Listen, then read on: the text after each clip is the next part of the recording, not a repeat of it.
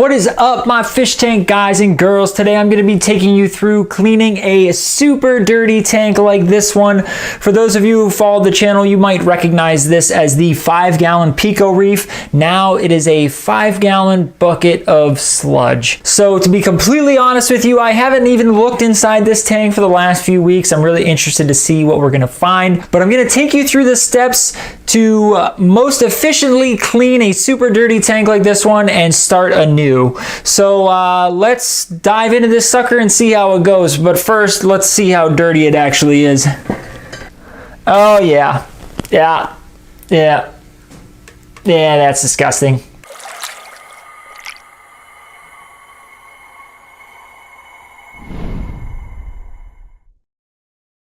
Okay, so before we get started, let's talk about a list of supplies that you'll want to have on hand when cleaning a super dirty tank such as this one.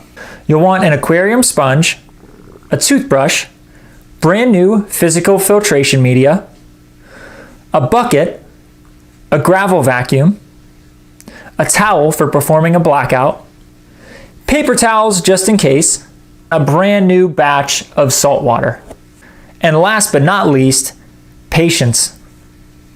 So despite this tank looking like it's at the point of no return, it's actually quite therapeutic cleaning a tank that's this dirty, because within a couple hours from now, this thing is going to look awesome. Actually, within half an hour from now, it's going to look 10 times better than it does currently. So now I'm going to take you through the steps of the process to clean this tank and restore it back to its former glory. The first step is to replace your physical filtration media. As you're cleaning the tank, the algae and organic material that you scrape off the glass and off the sand is going to enter in to the water column. You want your physical filtration media to grab as much of that as you possibly can. The second step is to simply start scrubbing. Take your aquarium sponge and scrub off all your glass, the back wall of the tank, and then use your toothbrush to scrub off all your rock work. You want to try to loosen up and break off as much algae as possible during this step of the process.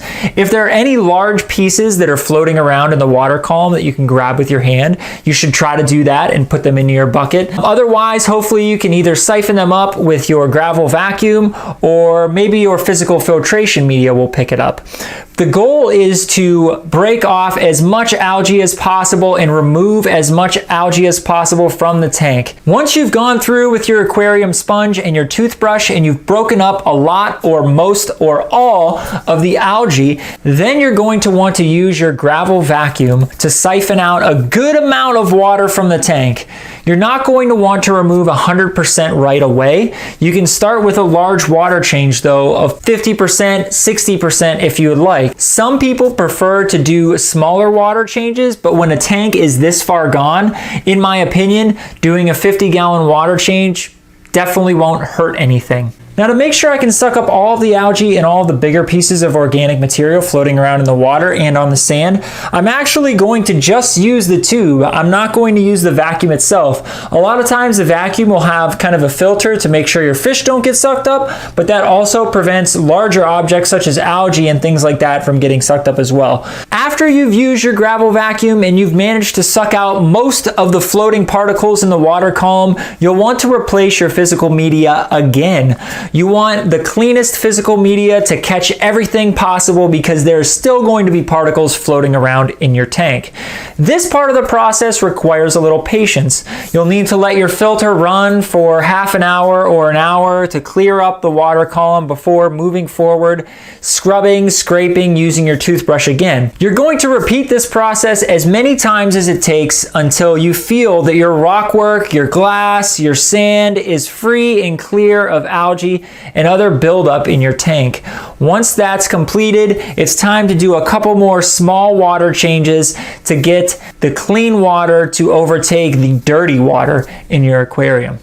Now that we have most of our algae removed from the tank, the next step and final step in the tank cleaning process is to black out the tank. That is what the towel is for. So what we're going to do is we're essentially going to wrap the tank with the towel to make sure that no light is let into the tank, and we're also going to turn off the lights and the light timer. We're going to do this for 48 hours to 72 hours, 2 to 3 days worth. Now you might think, oh, that's gonna hurt my tank. Well, when your tank looks like this, I don't really think it's that big of a deal. But even if your tank isn't that dirty, a 2 to 3 day blackout isn't that bad. As long as your fish are well fed, your coral will do just fine. There are times in nature when there are long periods of darkness, whether it be due to storms or different things like that. So corals can withstand a 2 to 3 day blackout with no problem. That way you will reduce the remaining algae in your tank to almost nothing. And at that point in time, we need to make sure we do a better job of taking care of this tank here. And here's a look at our tank fully blacked out with a towel surrounding the entire thing, preventing any light from entering into the aquarium. Once again, I'm the Fish Tank Guy. Thank you guys so much for checking out my channel. I hope you liked this video. If you did, go ahead, hit that like button. Please subscribe if you haven't done so yet. Also, you can find me on Twitter or Instagram at Real Fish Tank Guy. Stay tuned for some bloopers and some behind the scenes stuff after the outro. But that's all I've got, okay? So until a future Fish Tank Guy video, by the way, keep your tanks clean. Don't let them get super dirty, all right? I will see you guys soon.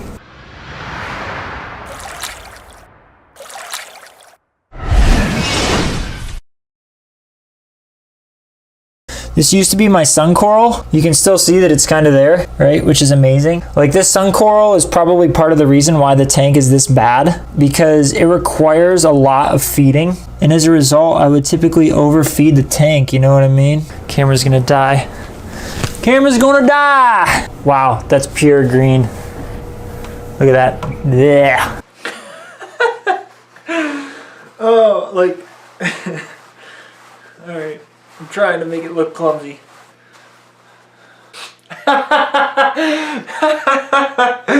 Oh, what's wrong with me? Okay.